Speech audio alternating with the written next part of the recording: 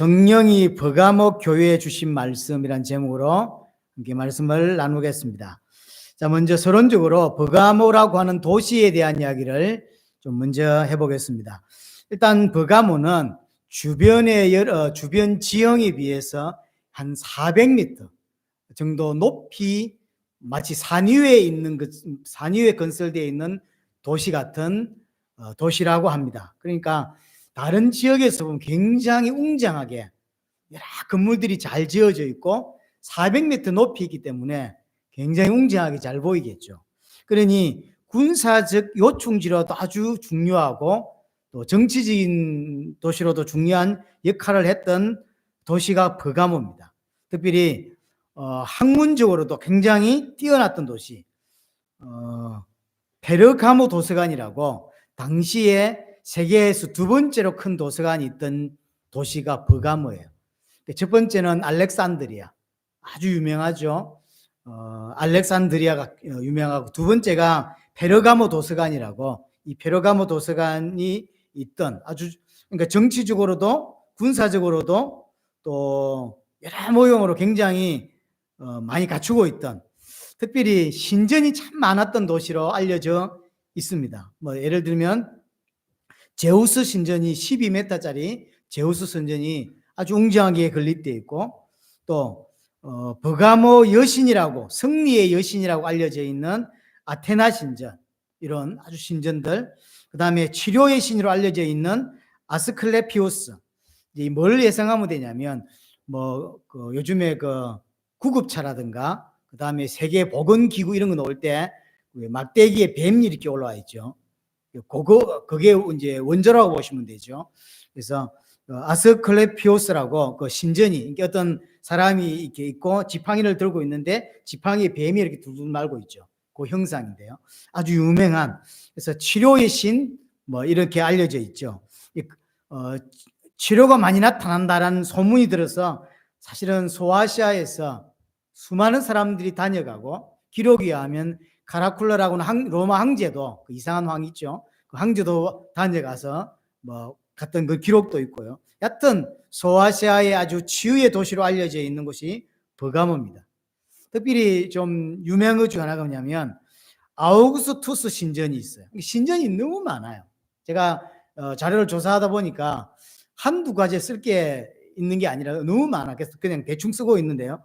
그러니까 대부분의 그 당시에 로마의 지배를 받던 도시들은 죽은 황제를 숭배하지 살아있는 황제를 숭배하지는 않았어요. 하지만 버가모가 최초로 당시 살아있는 황제를 신으로 숭배하는 일이 있었어요.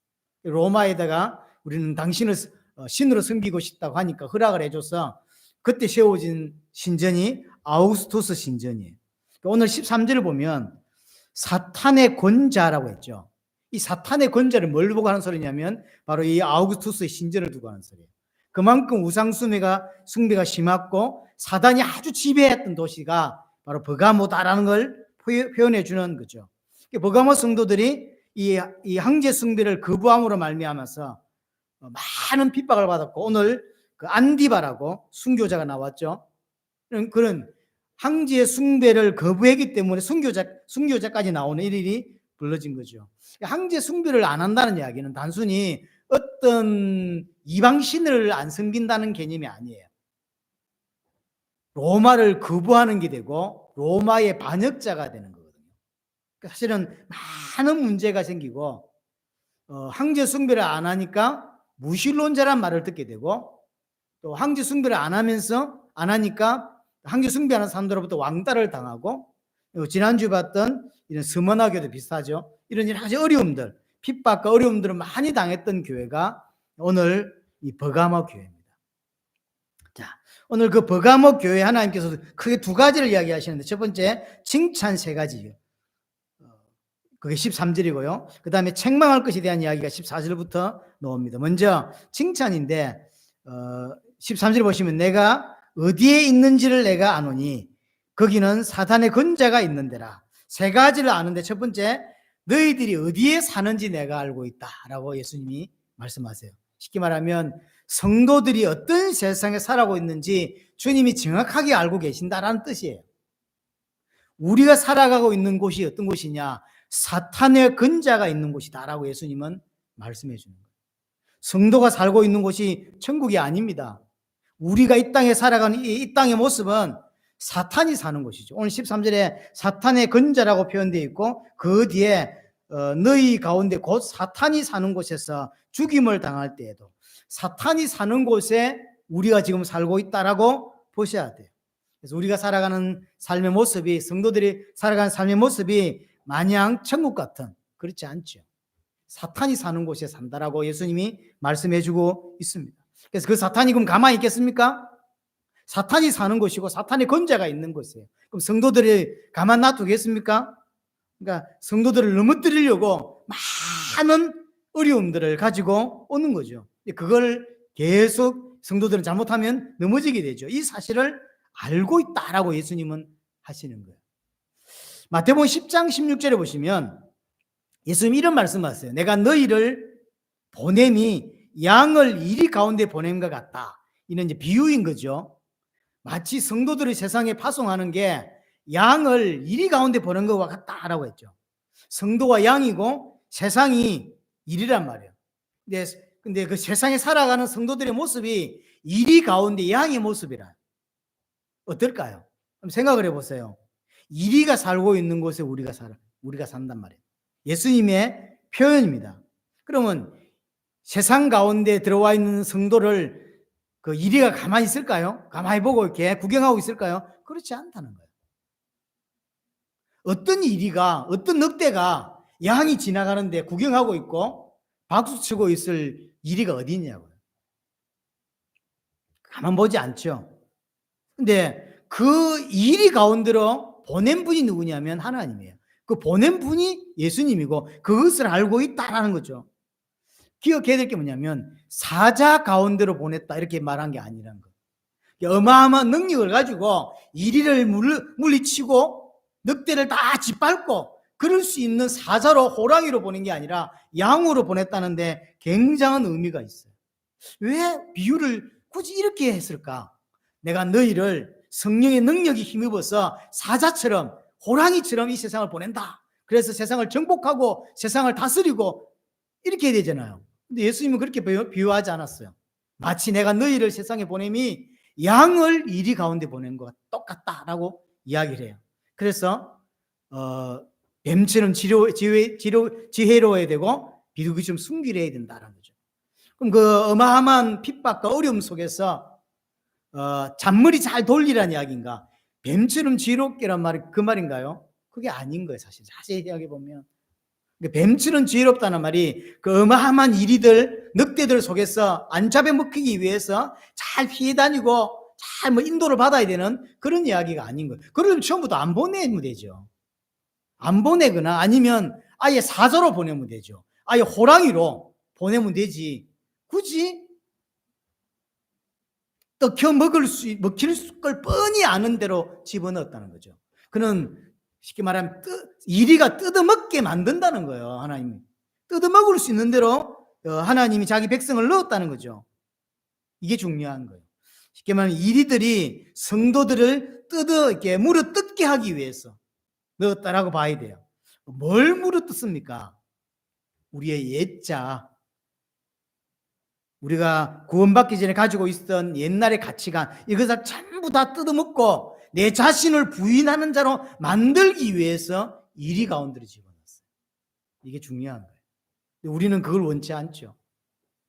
이리가 아니라 호랑이로 살기를 원하고 사자로 살기를 원하고 어마어마한 능력을 부여받았어.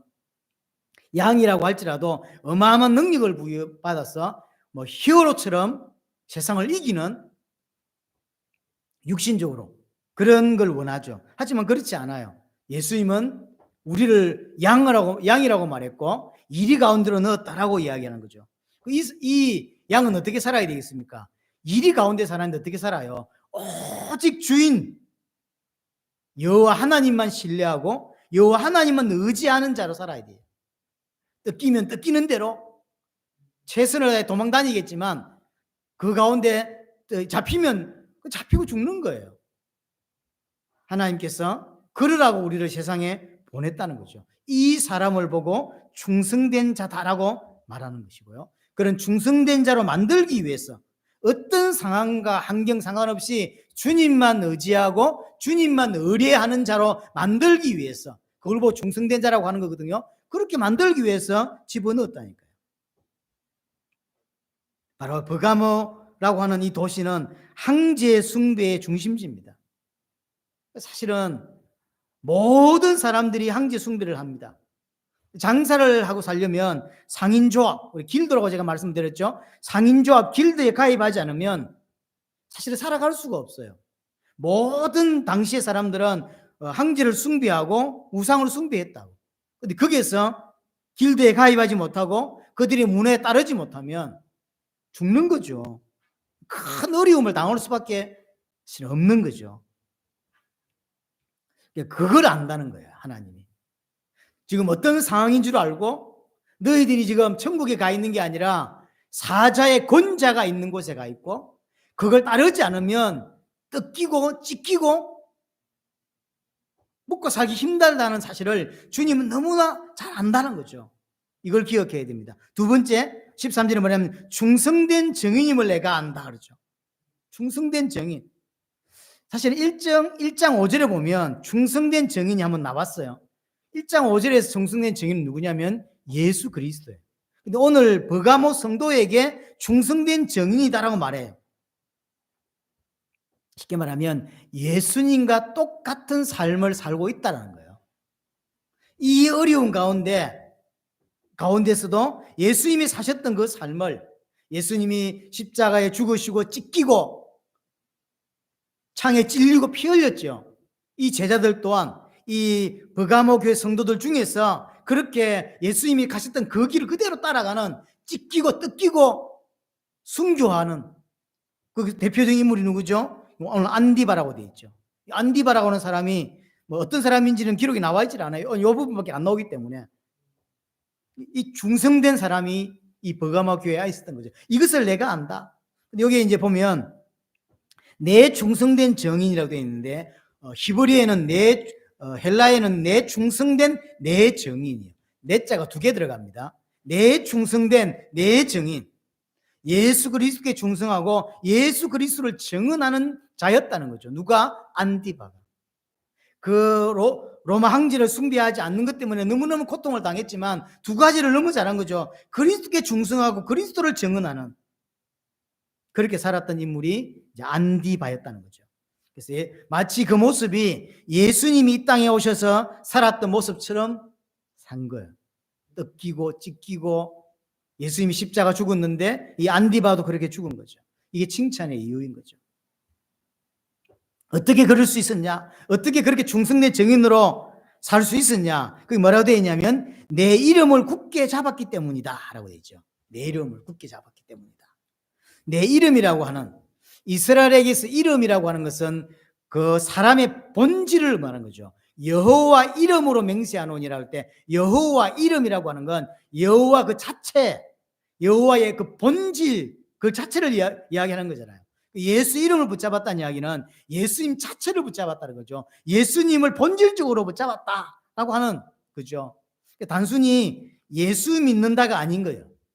그렇기 때문에 이런 핍박과 어려움과 순교당할 일이 생겼을 때 당당하게 순교를 당할 수 있었던 이유가 뭐냐면 진짜 예수 그리스도를 그렇게 붙잡기 때문이죠.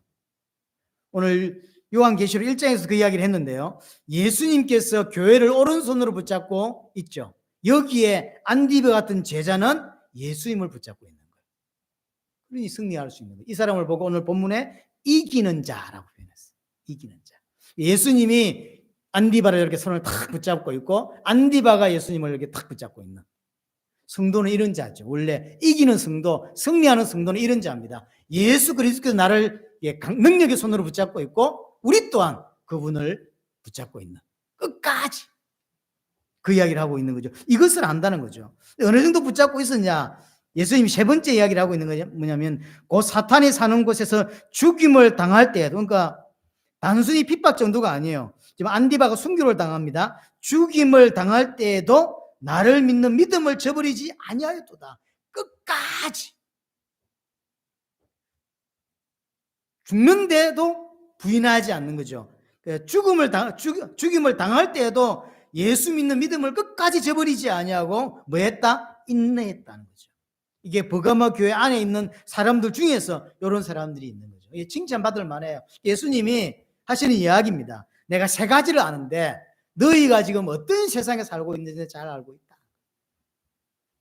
사람들이 너는 나를 모른다 이런 사람 표현을 쓰잖아요. 우리가 살아가는 세상의 어려움을 주님은 아신다는 거죠. 우리가 어떤 세상을 살아가고 있는지 주님이 정확하게 아십니다. 그렇죠. 또 하나, 이 사람이 어떤 중성된 정의인지 예수님이 아신다는 거죠.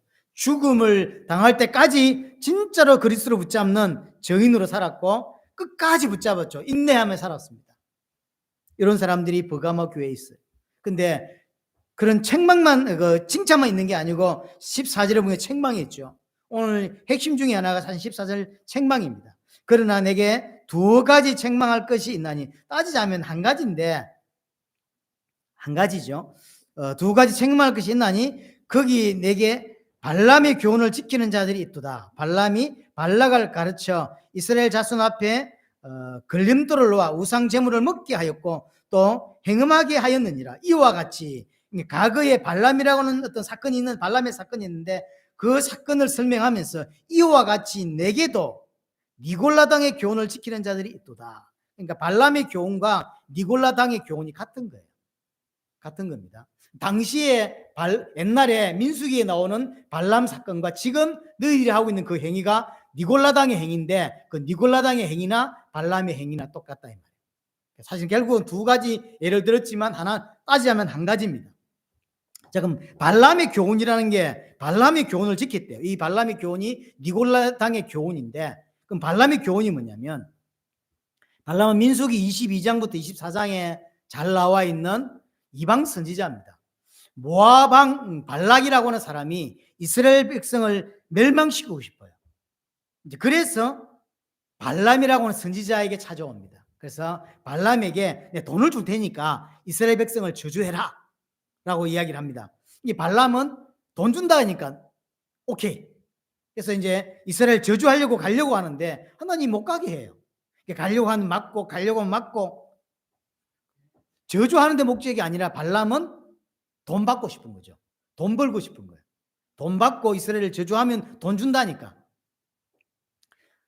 하나님 못 가게 한다고 자꾸. 그러다 결과적으로는 이제 가게 됩니다. 그래서 대신 가는데 내가 하라는 말만 해라 라고 해서 가죠. 그래서 가서 결과적으로는 발락이 원하는 대로 이스라엘 저주한 게 아니라 저주를 못하고 도리어 축복을 하게 되는 일이 벌어졌죠. 그 이야기를 민수기 25장에 한번 가서 보고 오겠습니다. 민수기 25장을 한번 봅니다. 민수기 25장 1절부터 3절. 민수기 25장 1절 3절 보시면 1절에 이스라엘이 시딤에서 머물러 있더니 그 백성이 모압 여자들과 행음하기를 시작하니라. 그 여자들이 자기 신들에게 제사할 때 이스라엘 백성을 청하며 백성이 먹고 그들의 신들에게 절함으로 이스라엘이 바알볼에게 가담한지라. 여호와께서 이스라엘을 진노하시니라. 이게 이제 민수기 25장 1절에 3절의 이야기인데요. 이렇게 이스라엘이 무너지게 만들도록 걸림돌을 누가 놓았냐면 오늘 본문에 보니까 요한계시록 2장 14절에 보니까 그게 발람이 나왔다는 거예요. 이스라엘이 무너지도록 처음에 저주하려고 했는데 하나님이 막으셨어요. 그래서 저주를 못했죠. 근데 저주를 안 하니까 돈을 못 받는단 말이에요. 발람은 지금 좀 관심은 돈이라 돈을 받아야 되는데 저주하려고 하는 게 돈 받으려고 하는데 이스라엘 저주해야 돈을 받으니까 하나님 못하게 하니까 돈을 못 번단 말이에요. 그래서 생각한 게 깹니다. 그래서 깨를 낸데 그게 뭐냐면 하나님이 이들을 이렇게 진노하게 하면 될 거 아니냐. 그게 뭘까라고 생각할 때 타락하게 만드는 거였어요. 모압 여자들을 보고 이스라엘 백성들이 타락을 해요. 행음했고 뭐 했죠? 우상 숭배에 빠지게 만들었다. 그러니까 어떤 일이 벌어지냐면 하나님이 진노가 임할 것이다 그랬죠. 이 이야기를 이제 발람이 이야기를 듣고 오케이 그거 좋다라고 해서 이제 그걸 시행했는데 이스라엘에게 딱 걸려든 거예요. 원래는 저주하려고 했는데 하나님이 막으니까 못했어요.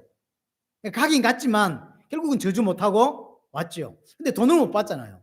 돈을 받아야 되는데 돈을 받아야 되기 때문에 생각한 깨가 뭐냐면 어쨌든 하나님이 진노하시게 하면 될 거 아니냐 말이에요. 이스라엘이 망하게만 되면 될 거 아니냐. 그래서 생각해낸 게 두 가지. 하나는 타락하게 만드는 거, 행음하게 만드는 거. 이쁜 여자들을 보여줘서 이게 타락하게 만들고 그 사람들에게 끌려가서 결국은 혼이 빠져가지고는 우상숭배에 빠지게 만드는. 그들은 말락이 너무 괜찮다. 그래서 실제로 이제 그들이 진행했는데 이게 걸려든 거죠. 그게 그날 몇 명이 죽냐면 24,000명이 죽죠. 24,000명. 발람이라고 하는 이름의 뜻이 멸망시키는 자라는 뜻이에요. 원래가. 발람. 그럼 니골라도 마찬가지죠. 니골라라는 이름의 뜻도 정복하다, 점령하다, 이기다 뭐 이런 뜻이 있거든요. 이게 같은 거예요. 발람은 하나님의 백성을 멸망시킨 자입니다. 그래서 발람의 교훈이나 니골라의 교훈이 같은 거예요. 걸림돌을 놓아서 우상숭배에 걸리들게 하고 우상의 재물을 먹게 하고 타락하게 하고 행음하게 하는. 오늘 버가모 교회 두 가지 이야기를 하겠다라고 했죠. 이 두 가지가 결국 이거거든요. 우상숭배에 빠지고 행음하게 빠지는 거. 여기 걸려. 15절 보세요. 15절에 이와 같이 내게도 니골라 당의 교훈을 지키는 자들이 있도다. 그게 뭐냐? 앞에 14절 마지막 부분에 우상 제물을 먹은 것, 또 행음한 것.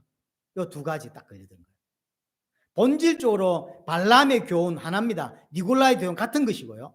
근데 그 내용을 따지면 두 가지라는 거죠. 하나는 행음, 하나는 우상 제물을 먹은 것. 우상 숭배에 참여하고 우상의 제물을 먹은 거죠. 행음이라는 걸 실제로도 그렇게 타락을 했고요. 또 행음이라고 하는 게 구약에서는 상징적으로 많이 쓰이거든요. 우상 숭배를 이렇게 의미하는 걸로 쓰이죠. 제가 볼 땐 두 개 다예요. 실제로도 타락했고요. 실제로도 행음을 했고 또 우상 숭배에 빠지게 된 거예요.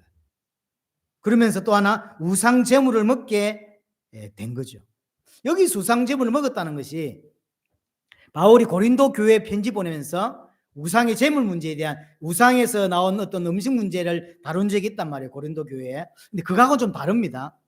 같다고 보시면 안 되고요. 왜냐하면 당시에는 시장에서 파는 모든 고기는 우상 숭배의 제사에 쓰였던 고기라고 봐요. 100%. 왜 그러냐면 개인이 그 짐승을 잡아서 집에서 수육해 먹을 수 있는 부자들이 몇 안 됩니다.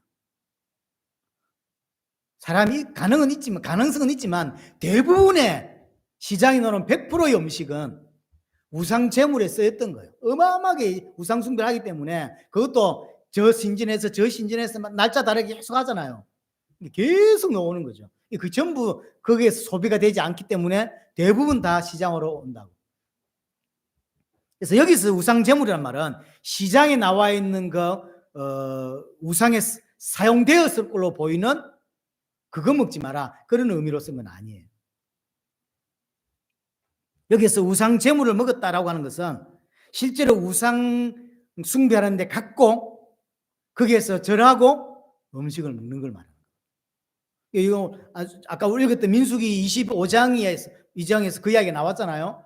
이쁜 여자들 때문에 의해서 이게 걸려들어서 타락하게 됐고 또 하나 그 사람들이 이렇게 조정에 의해서 그 사람들이 끌려가지고 우상숭배에 참여를 하게 되는 거예요.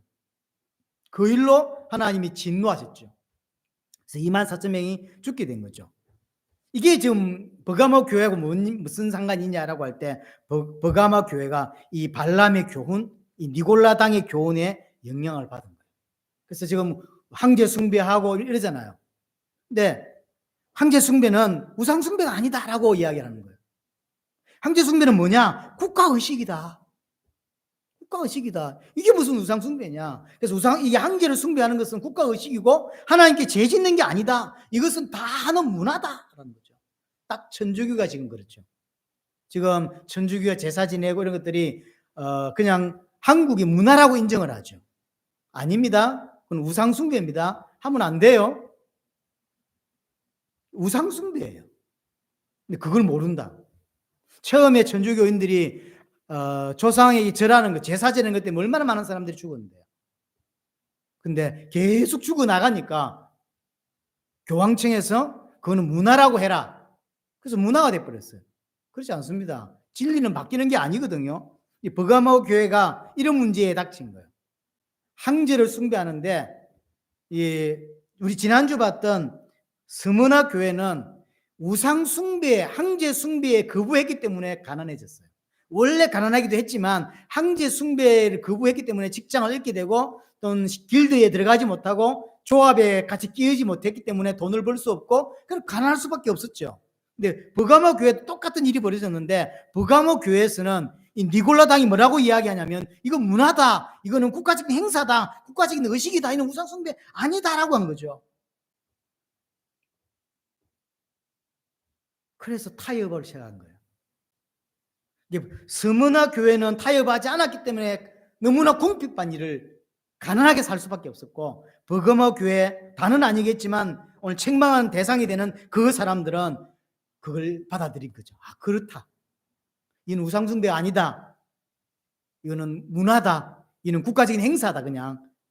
라고 생각하고 그들의 우상숭배에 참여하고 그들과 같이 가고 타협하는 일이 벌어지게 된 거예요. 그걸 오늘 하나님이 책망하는 거예요.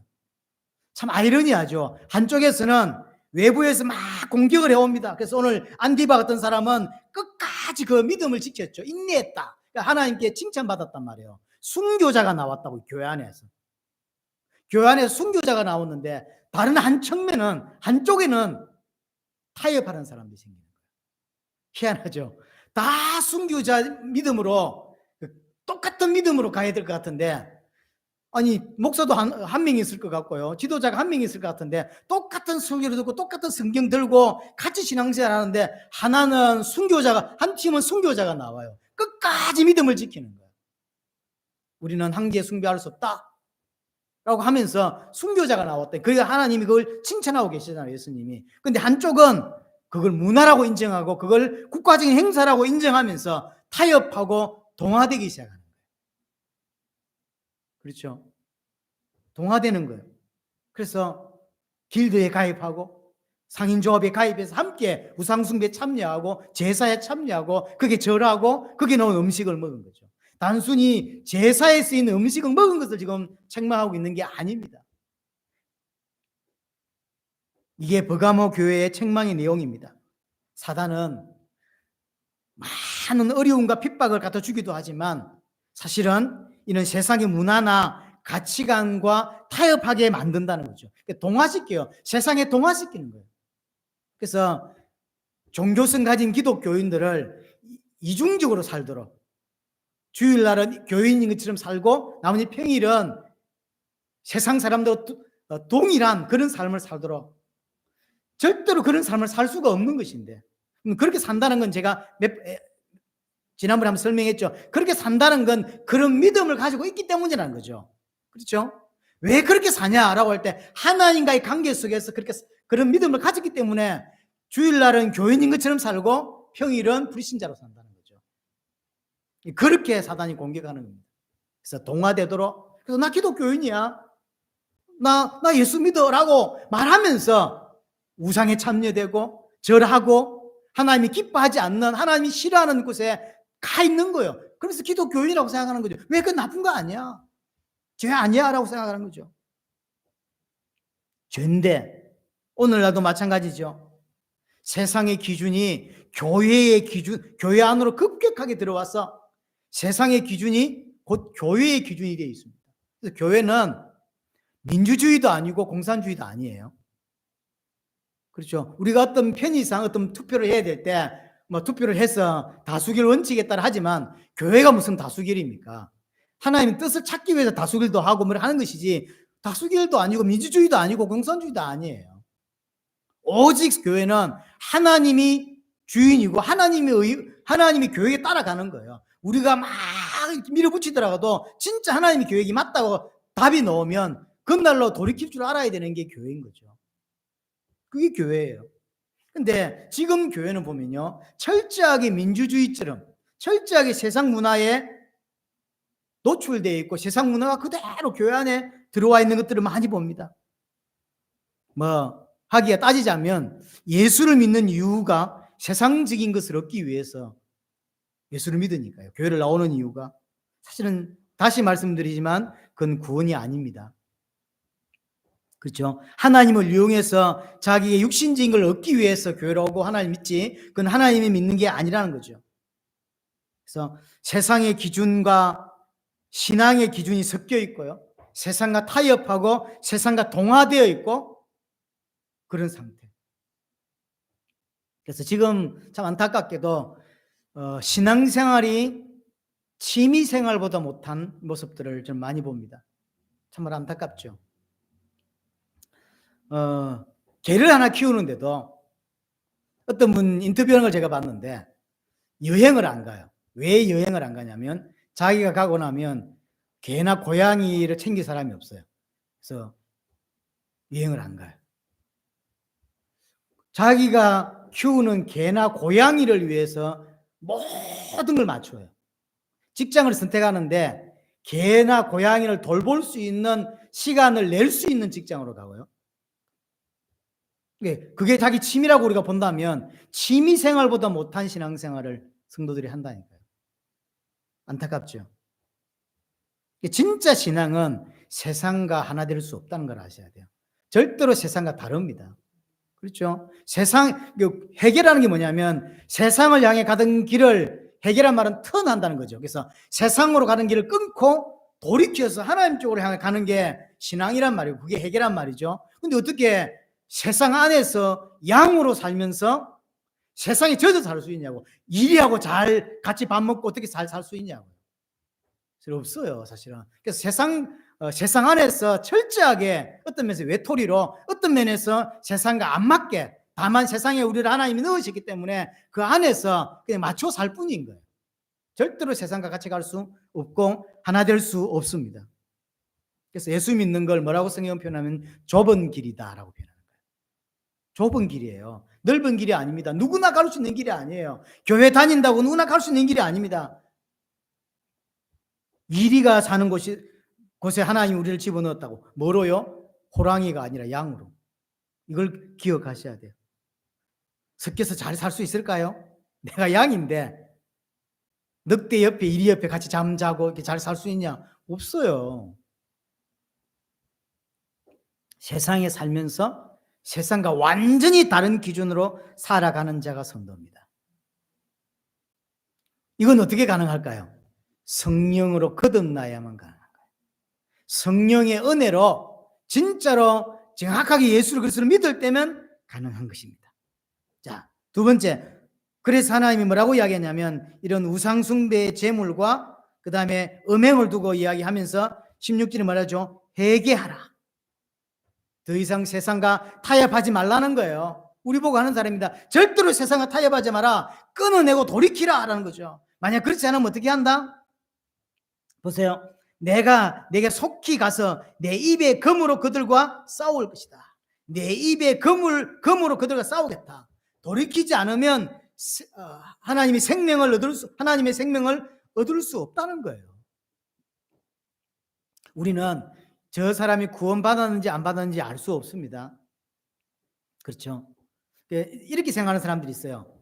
예수를 믿고 쭉 사는데 하나님이 원하시는 어떤 지점까지 못 가면 구원을 못 받아. 이렇게 생각할 수 있는데 정확하게 말하면 정말로 구원받은 자는 하나님 원하시는 쪽으로 바뀌는 거예요. 그래서 중간 과정을 우리가 알 수가 없는 거예요.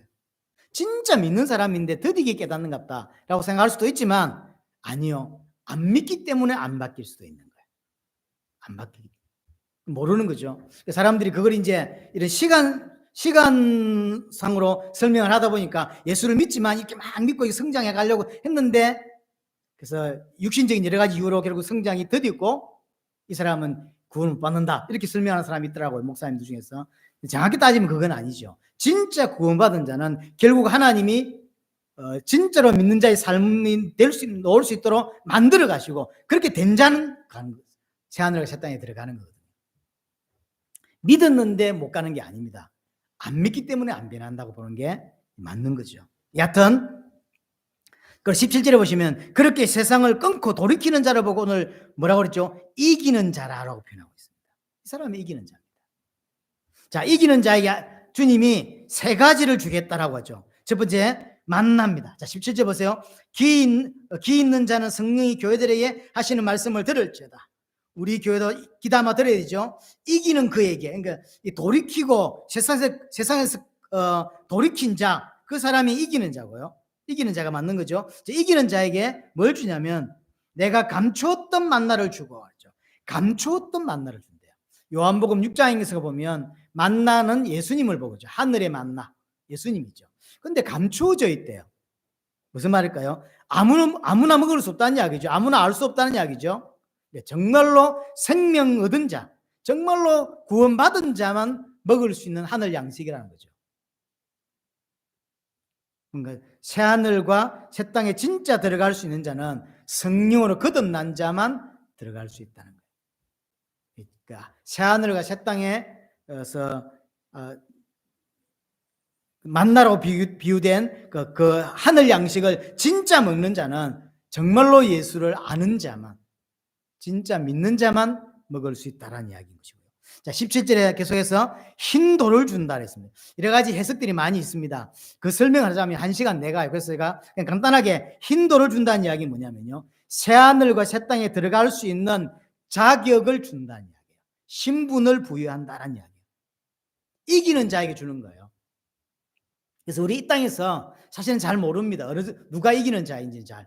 하지만 분명히 이기는 자는 세상을 끊어내고 이리 가운데 살면서 그들과 화합하지 않고 그들과 하나 되지 않고 그들의 문화에 동화되지 않고 그들과 반대된 삶을 살게 돼 있어요. 이 사람이 이기는 자입니다. 그 이기는 자는 새 하늘과 새 땅에 들어갈 수 있는 자라는 거죠.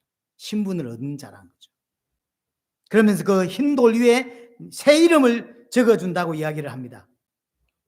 새 하늘과 새 땅에 들어가는데 그 새 하늘 새 땅에 들어가는 자에게 새 이름을 준다는 거죠. 뭘 뜻할까요? 구약에서 보면 이름 바꾸는 때가 가끔씩 있지 않습니까? 아브라함을 아브라함으로. 그거는 완전히 신분이 바뀌었다는 것을 이제 그림자적으로 보여주는 거잖아요. 새 하늘과 새 땅에 들어가서 새로운 이름을 주는데 그 말은 어떤 말일까요? 완전히 다른 사람이 된다는 거죠. 완전히 새로운 존재가 된다는 거죠. 그러니까 세상에 살던 내가 아닙니다. 지금 저와 여러분들 느끼는 이 땅에서의 그 내가 아니에요. 완전히 새 하늘과 새 땅에서 완전히 새로운 존재로 변한다라고 하는 이야기인 거죠. 우리는 그리스도 안에서 완전히 새로워지는 자들입니다. 그렇죠. 그래서 버가모 교회의 칭찬이라고 표현할 수 있겠죠. 세 가지를 안다고 이야기해요. 그래서 참 생각해 볼 게 많습니다. 같은 교회 안에서 한쪽은 이 안디바 같은 사람들이 일어나면서 끝까지 믿음을 저버리지 않는 참 괜찮은 성도들도 있고요. 반대로 한쪽은 세상과 동화되고 또 뭐라 하죠? 이런 이게 세상에 따라가는 세상에 그냥 따라가는 이런 사람들도 놓아요. 근데 이 버가모 교회가 딱 그런 교회예요.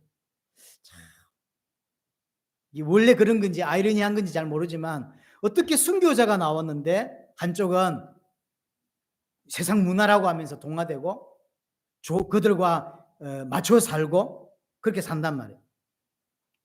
그 교회가 버가모 교회입니다. 그것을 향해 하나님이 책망하고 있는 이야기입니다. 하지만 그 모든 것을 마치 안디바처럼 이겨내는 자, 그 모든 걸 끊어내고 돌이키고 끝까지 믿음을 지키는 자는 이기는 자고 이기는 자에게 세 가지를 약속하죠. 새 하늘과 새 땅을 들어갈 것을 이야기하고 거기에서 진짜로 예수 그리스도를 알게 될 것을 이야기하고 그리고 완전히 그것은 신분이 바뀐다는 사실. 이 땅에서의 우리가 아니에요. 이 땅에서의 모습이 아닌 것입니다. 이 땅은 결론적으로 사단이 사는 곳이라는 사실을 일단 맹심해야 합니다. 왜냐하면 예수님이 그렇게 말씀하고 있어요. 내가 아는데 너희가 어디에 살고 있는지를 안다. 우리가 사는 데가 어디냐면 사단의 권자가 있는 것이요. 사단이 있는 곳입니다.